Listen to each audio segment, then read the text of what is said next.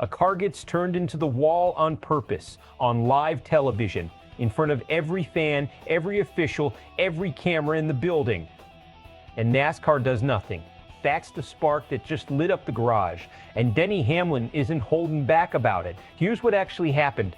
Chicagoland, lap 47. Shane van Gisbergen finds Austin Hill buried in traffic, both of them fighting outside the top 25, and drives straight into his left rear. Hill's day is over on the spot. This wasn't random. It wasn't a racing mistake. It was payback, and it had been building for weeks. Go back to Pocono. Hill squeezes SVG into the wall during a 3-wide fight for position. 2 weeks later at San Diego, Hill misses a corner on a restart, collects the field, and takes out SVG's car on a day he was the favorite to win. NASCAR's response both times? Silence. No penalty. No conversation. Nothing. So at Chicagoland, SVG delivered his own verdict. Denny Hamlin watched all of it unfold from inside the field.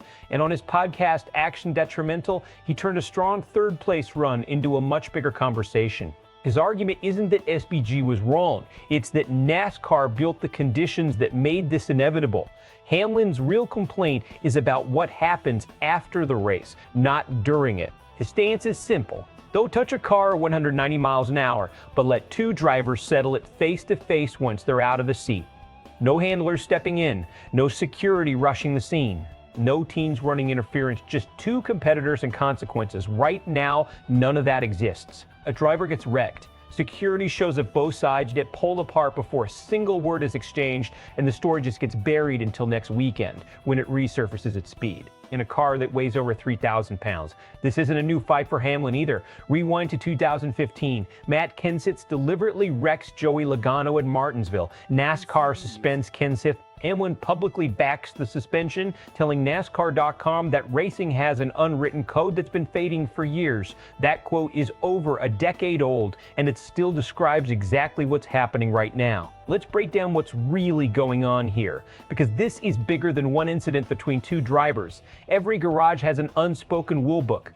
You bump me, I bump you back. You wreck my race, I wreck yours. It's proportional, it's understood, and for generations it kept drivers from doing something reckless because they knew the retaliation was coming. The problem Hamlin is pointing to is that this system only works if there's a release valve.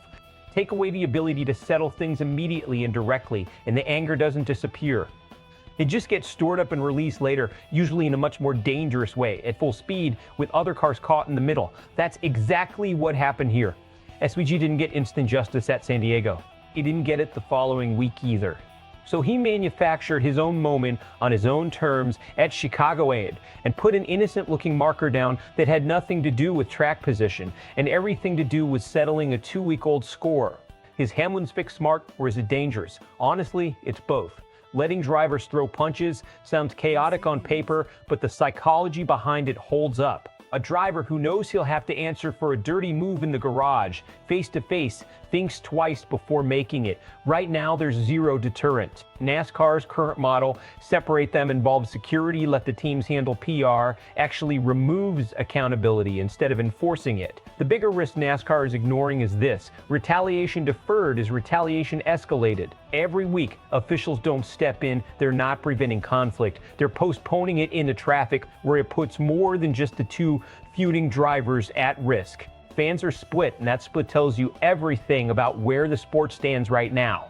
One side is fully behind Hamlin.